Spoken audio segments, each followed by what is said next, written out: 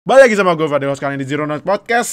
Akhirnya kembali lagi di podcast karena kemarin sudah rilis ya episode kedua Hard Knocks Cowboys yang ceritanya ini menurut gue ini ya ribut keras sama ini apa mengejar mimpi, sadis bahasa. Yoi. Dah bahasanya. Aduh. Mengejar American Dream ya, mengejar American Dream itu tuh, mimpi Amerikanya. Jadi kita langsung aja mulai buat review. Tapi sebelum mulai balik lagi sama Nuha di sini. Yo. Nah, jadi buat kalian yang nonton di YouTube, terima kasih banget udah nyampe 2K subscribers. Thank you banget.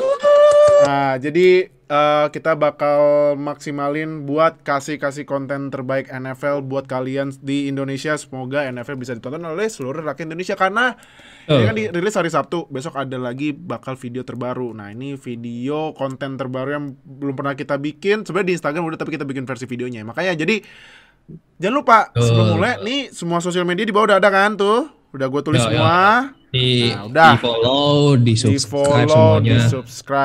Yang nonton di YouTube jangan lupa subscribe, klik lonceng samping subscribe biar kita upload dapat notifikasi langsung nonton biar update sama NFL di Indonesia ya. Betul. Terus juga semua sosial media kita tuh udah kita taruh Instagram, line open chat ya samping Instagram ya. Nah, terus ya, Twitter sama TikTok. Nah, udah tuh follow semuanya karena bentar lagi season regular NFL mau mulai, jadi ntar daripada kita udah nyampe mana, lu baru nyampe mana nanya-nanya, mending langsung aja ikutin dari awal. Jangan lupa yang penting hidupin notifikasinya. Oke, jadi langsung aja kita mulai. Ini Hard Knocks Cowboys episode 2 kemarin itu dimulai sama ini ya. Jadi kan gini, kalau lu nonton NFL, ya pasti yang disorot QB mulu ya. Aduh, padahal sebenarnya posisi lain seru. Cuman ya gimana ya QB ini leadernya kan. Nah, tapi ya ini apa pastinya ya karena QB yang ngatur play, QB yang pertama kali megang ya sebenarnya kedua sih habis center ya. QB yang dapat bola snap dan lain-lain. Nah, jadi QB yang dapat sorotan melulu sama kamera. Cuman kalau kalian nyadar itu kan QB pasti ini kan ada kayak bisa kedengeran ngomong apa tuh kan sebelum snap kan. Dia ngomong 180. Wah,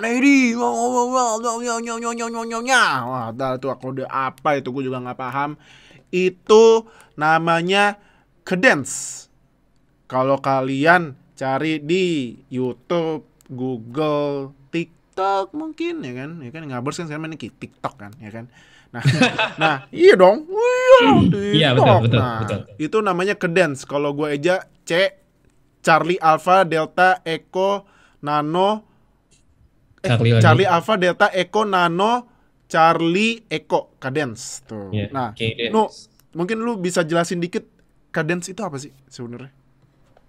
Kalau cadence itu singkatnya atau gampangnya itu adalah panggilan play dari sebuah permainan offense. Jadi kan kalau namanya offense itu kan kalau misalnya yang udah sering nonton NFL, nama play-nya tuh macam-macam. Ada kalau yang di video kayak ada videonya Peyton Manning gitu. Itu dia nyebutnya Omaha. Nah, itu kode. Jadi kan cadence itu lebih tepatnya kayak kode play yang hanya bisa dimengerti sama tim offense. Jadi kan kalau misalnya quarterback yang bilang contohnya Omaha gitu, itu kan ini kan defense kan otomatis nggak akan tahu ini tuh playnya bakalan apa. Tapi yang bisa ngerti dan tahu yaitu ya semua pemain offense, nggak terkecuali running back, wide receiver. Jadi semuanya harus tahu. Jadi kenapa sebelum masuk NFL rookie atau siapapun tuh diharuskan untuk membaca namanya playbook. Itu biar menghafal playbook, biar tipe-tipe gamenya, cara-cara main seperti apa harus dihafal. Ya itu salah satunya. Itu makanya kenapa cadence itu wajib buat dihafal. Wajib. Nah, jadi tuh pas di training camp Cowboys itu malah offense sampai latihan loh cadence. Jadi tuh QB itu harus punya cadence sendiri. Betul. Iya. Nah, jadi QB itu harus punya kode-kode sendiri, QB harus punya apapun sendiri. Karena ya kalau misalnya lu misalnya Coldplay bukan Coldplay band ya, nge-Coldplay gitu kan. Coldplay. Nah, lu panggil play terus ini apa namanya? Terus lawan lu bisa tahu playnya apa? Ribet dah udah. Wah, itu pusing. Dipertanyakan berarti. Iya, makanya jadi makanya itu namanya itu kedance gitu. Kedance. Jadi ya kayak contohnya tadi kan dibilang Omaha gitu kan, Omaha terus Brady apa ya? Signature gue lupa. Itulah pokoknya. Nah, jadi kedance itu sangat-sangat wajib buat QB. Dan ya ini lagi balik lagi. Mungkin pasti banyak ini ya, banyak channel-channel atau apa gitulah ya yang suka nge-breakdown ini kedance ini maksudnya apa gitu. Cuman sebetulnya ya nggak bisa di-breakdown karena itu emang kode khusus. Kode khusus yang cuma bisa diketahui sama quarterback aja. Iya itu makanya jadi ya kalau lu mau terjemahin Omaha itu sebagai pass play yang nggak bisa, mau lu terjemahin apalagi ya misalnya Omaha itu jadi run play juga mungkin ya kan, atau play action bisa semuanya. Jadi ya QB itu punya kedance sendiri gitu. Jadi buat kalian yang mungkin main QB di flag football. Gue dulu pas main flag football gue masih ingat banget itu dulu cuma bisanya disuruhnya ready set hard, udah ready set hard.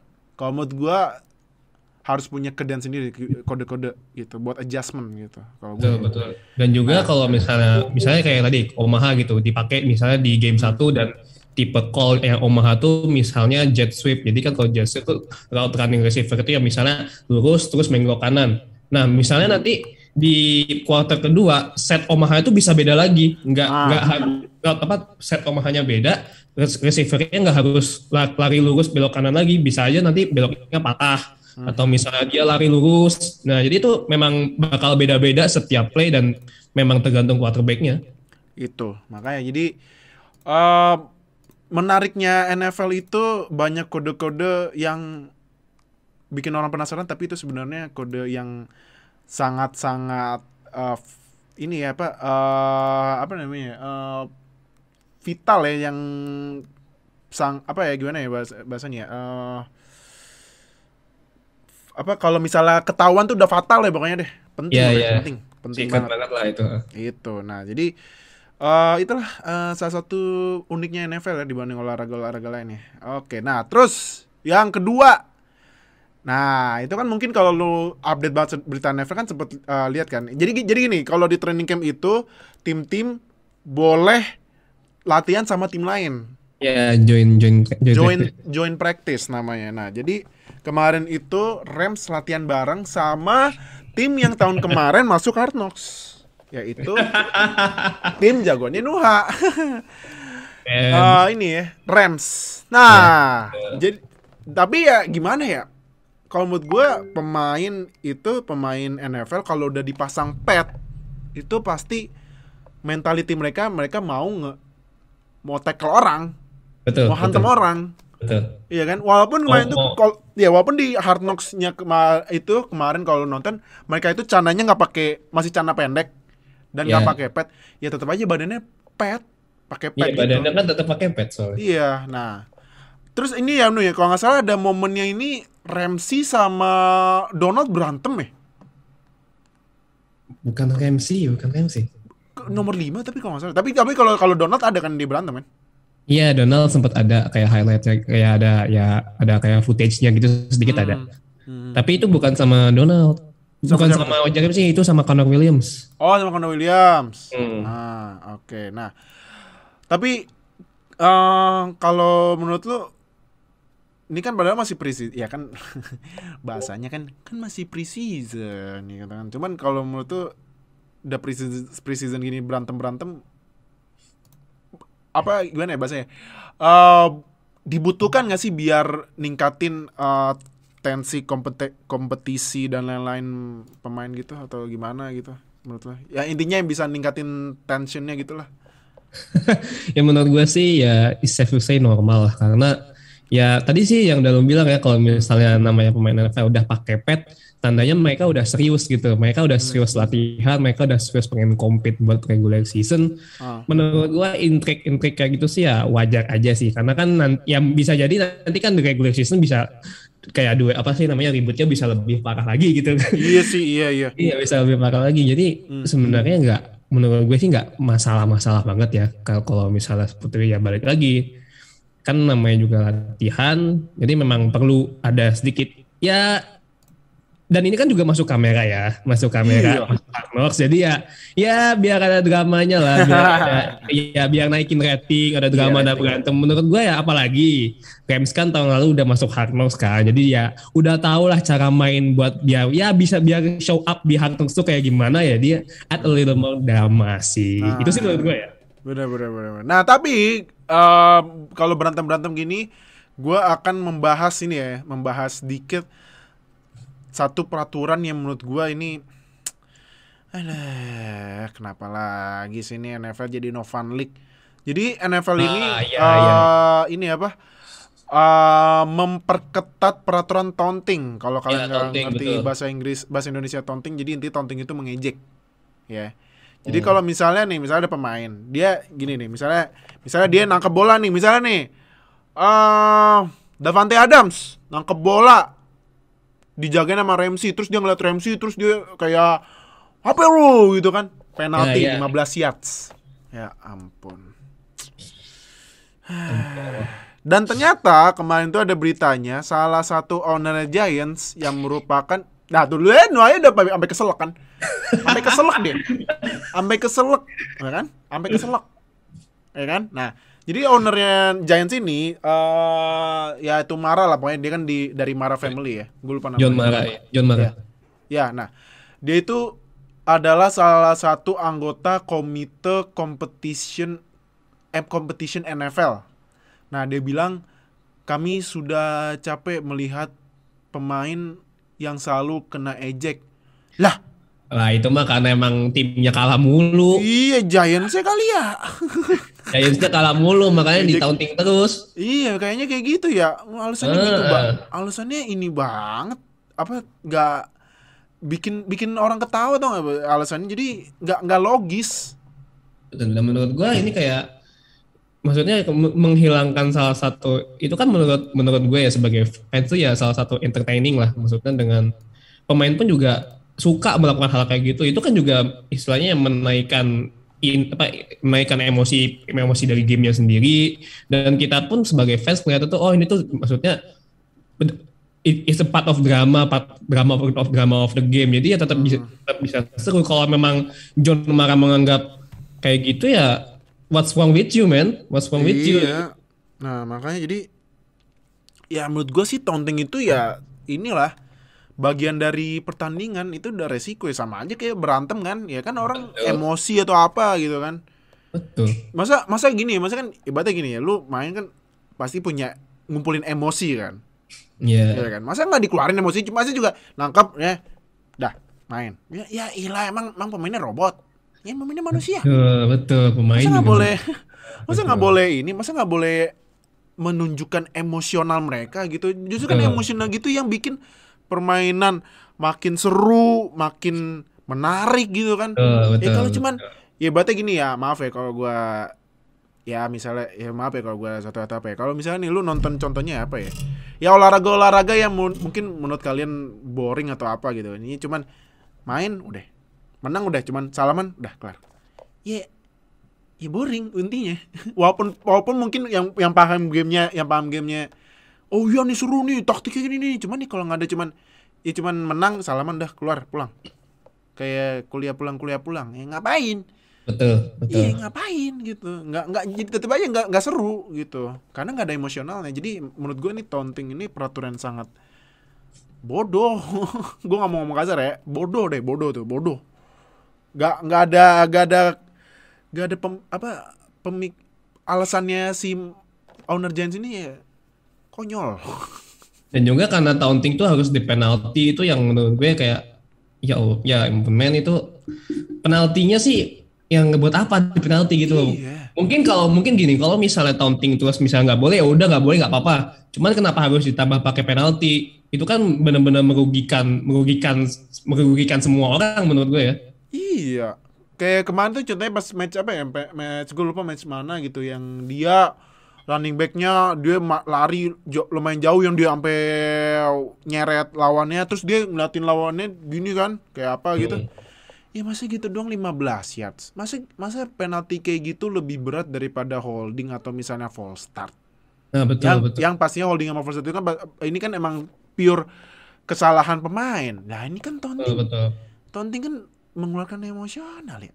Nah, ntar kalau misalnya nih ntar pemain NFL pada berantem kayak kemarin Cowboys sama Rams, masa semuanya diusir, di-eject gitu.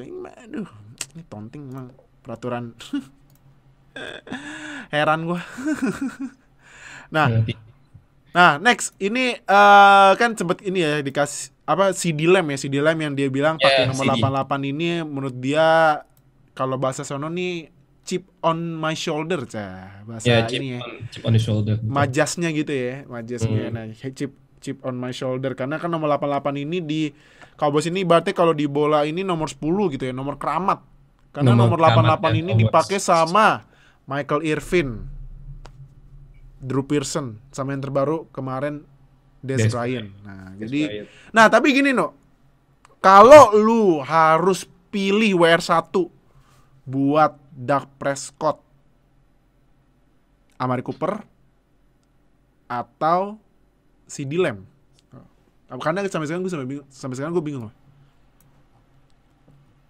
Gue masih bakal tetap pilih Amari Cooper ya. Kalau misalnya gue sebagai Dak Prescott, I still want to pick inilah si Amari Cooper karena menurut gue Lamb emang bagus, cuman menurut gue belum saatnya dia menjadi WR1 karena ya di satu sisi Amari Cooper juga masih in still his prime, masih benar-benar ya, masih reliable banget dipakai sama Dak Prescott. Tapi CD Lamb ini di preseason ini ya di latihan preseason ini benar-benar bagus banget.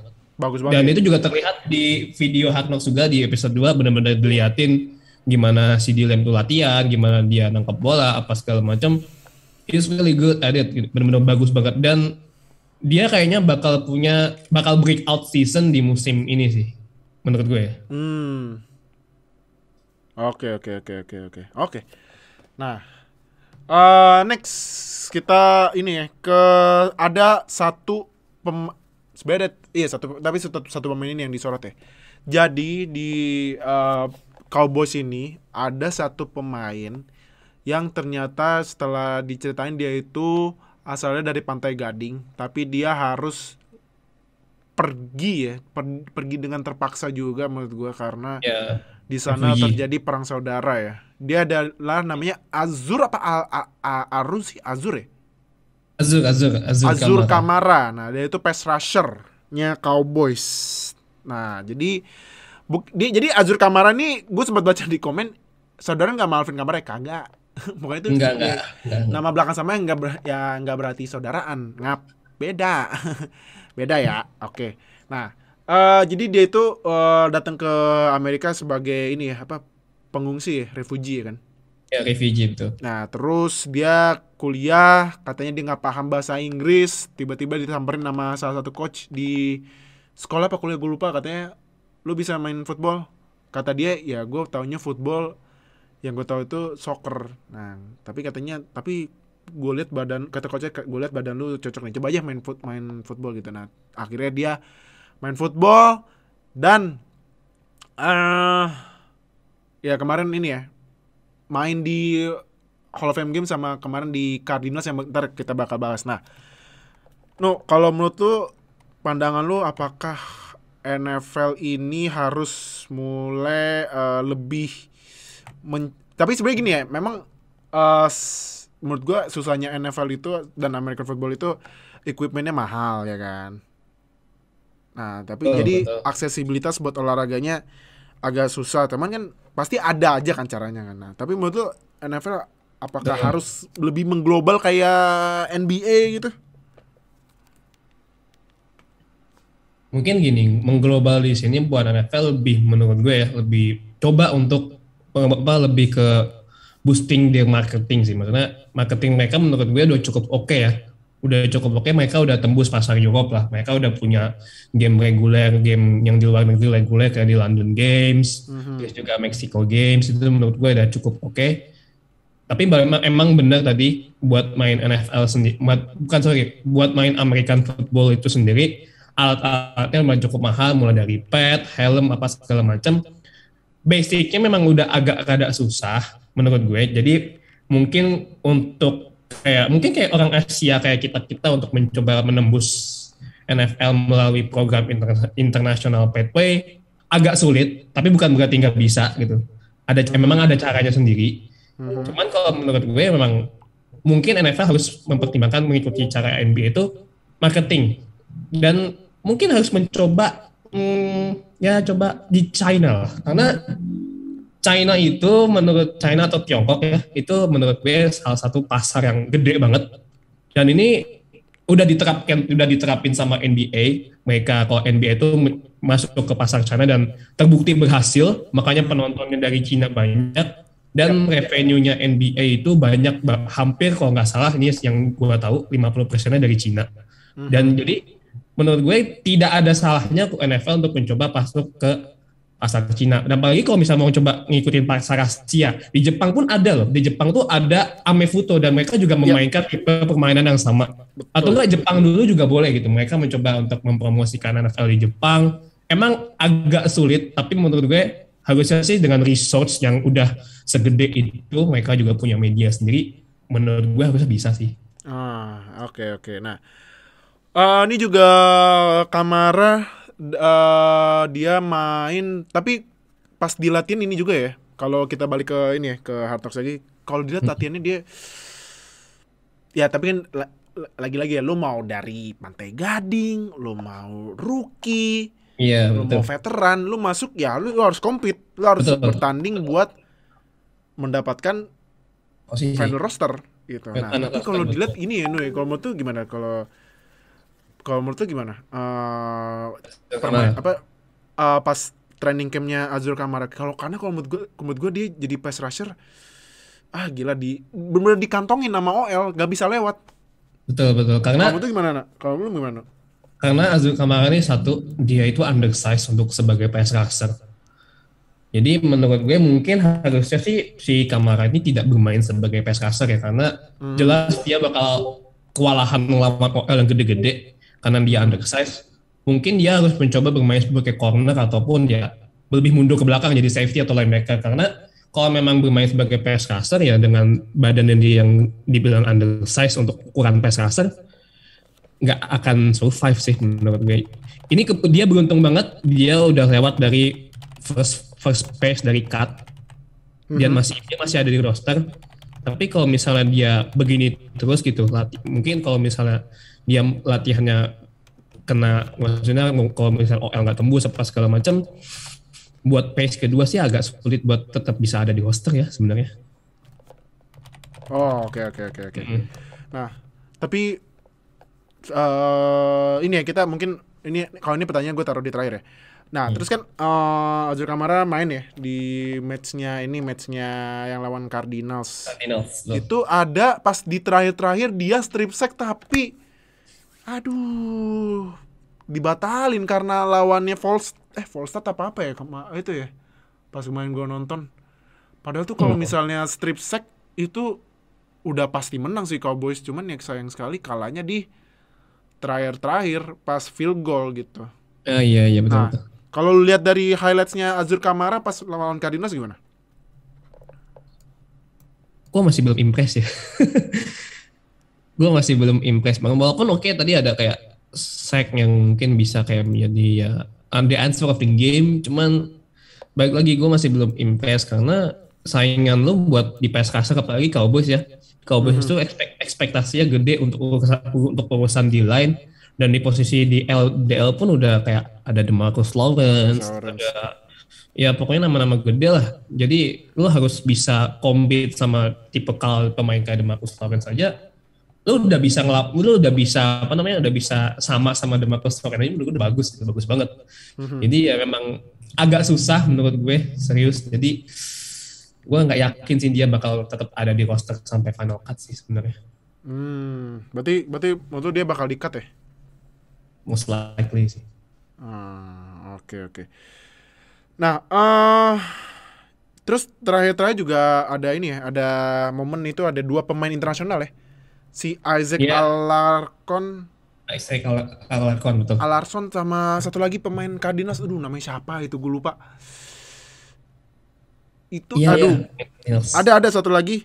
Iya betul. Yang ketemu terus ini kayak ibaratnya dia masih nggak nyangka ya bisa main di NFL ya. Iya betul. Ya kan? Jadi siapa ya namanya, ntar gue coba cari deh ntar.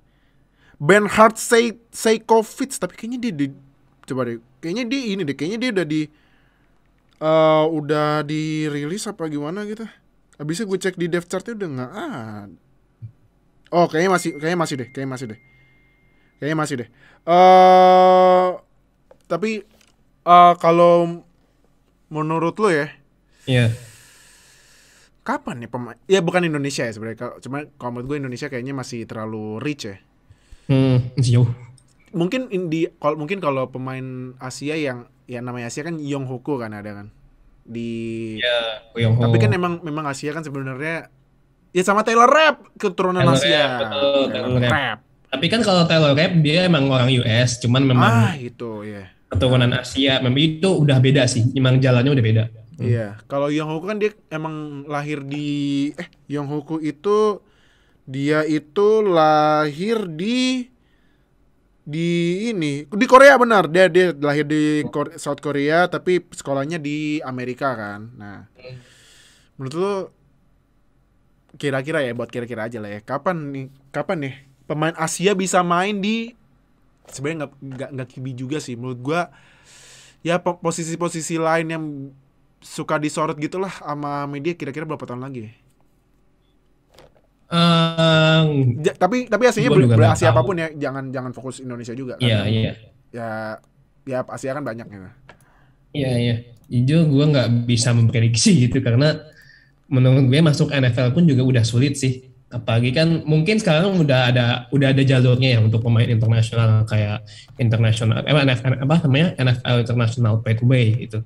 Dan menurut gue itu menurut gue cukup, cuman yang menurut gue agak kurangnya, maksudnya kayak pemain-pemain football yang dari luar negeri gitu, kayak selain Amerika yang udah main di college football itu harus masuk NFL pathway lagi. Menurut gue itu menurut gue agak sayang, karena menurut gue itu nggak perlu, karena mereka udah main di college. Menurut gue ya, karena mereka udah main di college, udah ngerasain atmosfer permainan American football. Kayak college football menurut gue udah menjelaskan hampir 80% bagaimana NFL works lah. Menurut gue cukup. Jadi pemain-pemain internasional, contohnya kayak siapa ya? Ini fullbacknya Patriots, Jacoby Johnson. Oh, Jacoby Johnson orang Jerman ya? Ya, orang Jerman. Dia kan main di Tennessee, University of Tennessee. Dan menurut gue itu pengalaman dia di college menurut gue udah cukup ya untuk bisa bermain di NFL gitu, lewat drafting atau mungkin lewat undrafted. Tapi kan dia, si Jacoby Johnson tuh harus lewat international pathway dulu. Menurut gue itu agak bukan memperpanjang sih, lebih tepatnya stepnya tuh menurut gue terlalu panjang. Nambah lagi. Tapi kalau memang kayak yang benar-benar kayak main yang liga kayak contohnya kayak di Austria kan juga ada tuh, di Austria, di Jerman juga ada. Nah, ketika mereka mau coba langsung main di NFL, nah mungkin bisa dengan cara langsung lewat international pathway. Tapi kalau misalnya kayak pemain luar negeri yang udah main di luar negeri terus pindah ke college, menurut gue itu nggak perlu, harus step itu menurut gue nggak perlu, menurut gue loh ya. Oke. Nah, episode 2 terakhir dari lo, nilainya berapa? Dari 1 sampai 10? Menurut gue sih episode ini ya entertaining lah. Gue interesting bagi tonton ya. Karena menurut gue itu kayak nunjukin ya human side ya, karena walaupun kita mungkin ngebahasnya kayak beberapa yang kayak tadi juga, cuma kan ada beberapa footage yang juga tentang bahas tentang family, kayak misalnya tunjukin Tyron Smith sama Tyron Smith, aku dengan family-nya. Ya, ya inilah sisi lain dari pemain NFL yang menurut gue cukup merepresentasikan, ya mereka juga manusia menurut gue, mereka juga manusia biasa dan bukan ya sekadar NFL player aja gitu. Oke. Jadi nilainya berapa nih? Ya menurut gua 7,5 lah 7,5 dari 10. ya? Oke, jadi itu review episode 2 kita. Jangan lupa minggu depan nonton episode 3-nya abis pertandingan pagi preseason ya. Kan jadi enak tuh. Betul. Kan enak abis lu nonton preseason, nonton Hard Knocks. Nontonnya di mana? NFL Game Pass. Masih gratis. Sebelum nanti gratis. Iya, sebelum nanti regular season ya bayar ya. Iyalah regular season masuk gratis. Enak aja. Iya dong. Roger Goodell kalau gratisin kejang-kejang nah. Opening game apa lawannya apa? Buccaneers lawan Cowboys. Oke. Nah, itu makanya jadi jangan lupa minggu depan episode 3 ya, abis nonton preseason game. Jadi thank you udah nonton sama dengerin audio only di Spotify, yang nonton di YouTube. Thank you Noha udah join. Jangan lupa minggu depan kita juga bakal review lagi buat episode 3. See you. Oh ya, jangan lupa subscribe ke konten sampai subscribe. Biar hidupin notifikasinya biar gak ketinggalan sama NFL Indonesia. Jadi thank you udah nonton. See you di episode selanjutnya dan konten selanjutnya. Dah. Bye.